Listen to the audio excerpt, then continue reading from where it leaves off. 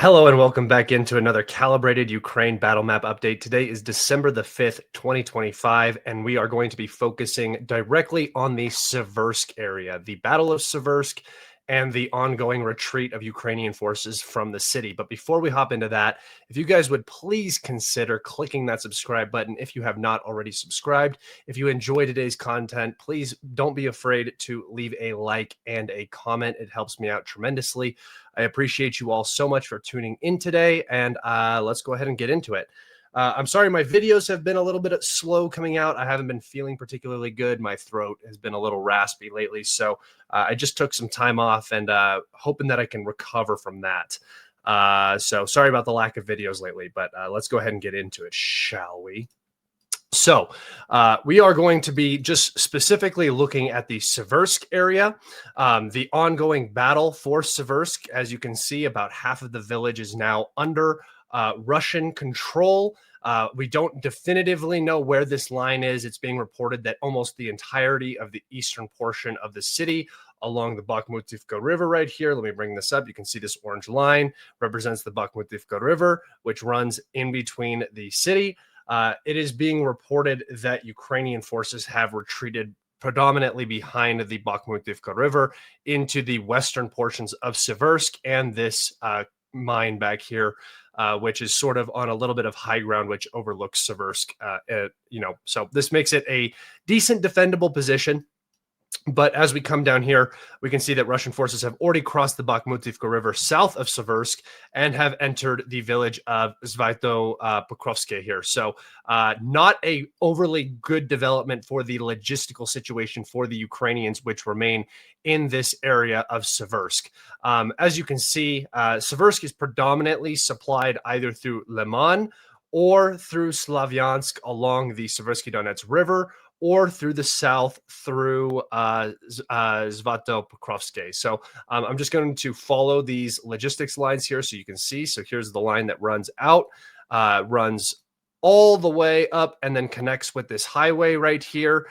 This road is now no longer being used by the Ukrainians due to Russian proximity. So no logistics is running along this road. This is the northern route. And it can't come through Liman anyway because of the Russian progress east of Liman.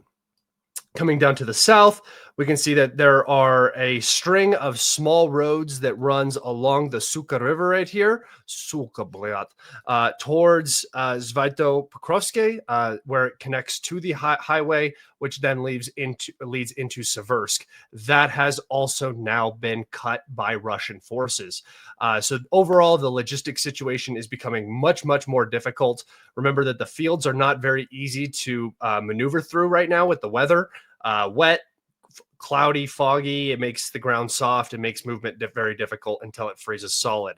And as you can see, there are really no substantial roads in these fields right here, even temporary roads. I mean, you can kind of see this little rutted area right here, but nothing, no infrastructure to get logistics into Siversk for the Ukrainians. So overall, the situation here is deteriorating very, very quickly, and there are numerous Ukrainian sources talking about this right now. Particularly the Ukrainian commander Stanislav Butanov on Telegram. He, if you go to the thumbnail, you can see the little picture of his quote where he openly basically said the situation in Siversk is very bad. And it is. It is very bad for the Ukrainians. It has been very bad. And with this movement to the south, this movement, which happened some time but has progressively gotten worse to the north, basically being able to cover this entire road with fire control, has turned this into a complete nightmare. The fortifications east of the city, you can see them here. They were very, very built up. These fell rapidly, which allowed the Russians to then enter the city and capture it within a couple weeks, really. I believe, let me go over my Twitter real fast. I said I made mention of the Russian advance into Siversk. Let's see here. Let's see if I can bring this up. I believe it was like 2 weeks ago when I said the Battle of Siversk. Battle for Siversk. Sorry, October 30th. So in about a month since the Russians have entered the very southern end of Siversk down here, Ukrainian forces have all but abandoned the eastern portion of the city and are now going to retreat into the eastern portion and then retreat further out after that, as the Russians begin to develop into these fields. Now, what comes after this battle? Because there's not a lot of infrastructure on this side of the river to defend from. The Russians have already crossed the river at multiple locations here, so it's not like the river line is going to really be a boundary. And I'm pretty sure this is fairly easy to cross at multiple places. Yeah, you can see it's pretty shallow in a lot of different areas, some fords over the river, but it's above ground in some areas. So it's not really going to create a very dense defensive line for the Ukrainians. And logistics to this area has already been cut. So there's going to be a pretty decent step back here. And this is just a massive, massive battlefield development for the Russians in a positive manner. As you can see, to the north here, Liman is in a very difficult position. I think that over the month of December, Liman is going to be pushed into, and this entire area south of Liman here, from Dobrova to Bruskiva, is going to be captured by the Russians, and that is going to create a massive pocket here for the Ukrainians. And in this area, there's just really not a lot of largely developed towns. I mean, they're not particularly the smallest, but not great for defense here. So there's going to be a pretty massive step back for the Ukrainians, and I think over the next 3 to 5 months in this direction, because this direction will develop most likely the slowest, I would imagine, considering Slavyansk and Kramatorsk are so vital to the Ukrainian position in all of Ukraine, that they are going to have to defend this with everything they have. So I think 3 to 5 months is a realistic timeline for the Russians to reach the Chasiv Yar Canal, right? I think it's the Siversky Donetsk Canal, but I always call it the Chasiv Yar Canal because it runs right through Chasiv Yar, and it was a major barrier for the Russians moving into the city at the time. So everything over the canal here, this entire high ground, which I am going to take us over to a topographical map and look at that in just a second, is now the Russian objective. And that high ground is in this general area. It lines up directly with this canal. And then once the Russians have control of that high ground, they will turn Slavyansk and Kramatorsk into basically one large fire trap for the Ukrainians, where they will be sitting on the high ground. The Ukrainians will have to approach on the low ground.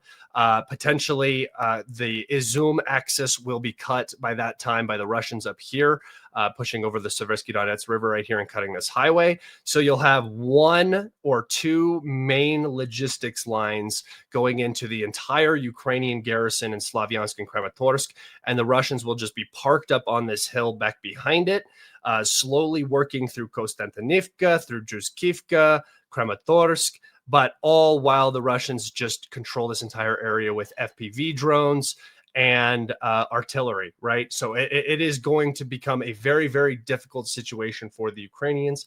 I'll get rid of those predictions now.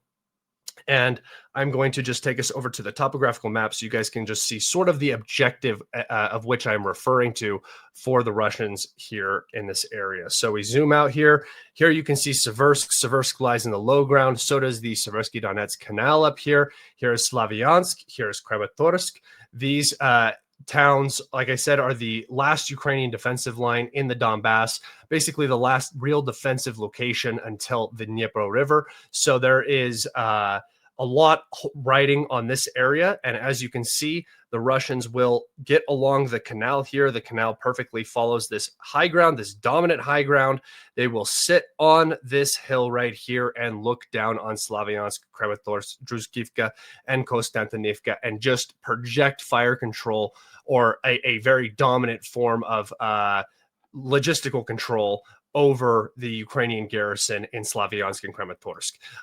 We are reaching the point now where Ukrainian command is very openly discussing peace negotiations.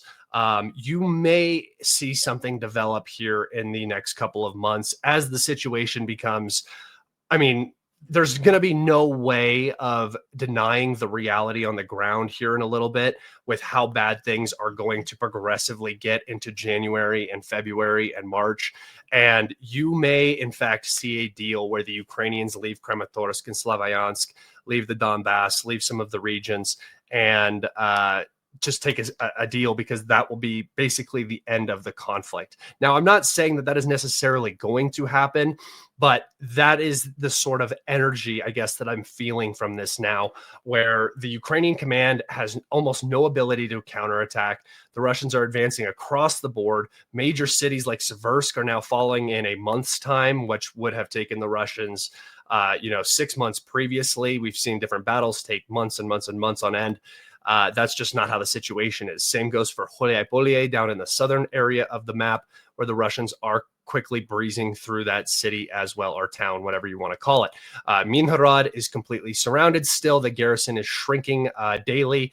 That battle is almost entirely complete, the Battle of Pokrovsk and Minharad. So you have all of these hotspots. The Ukrainians haven't been able to solve a single one, and the Russians are just continuing to add pressure across the map.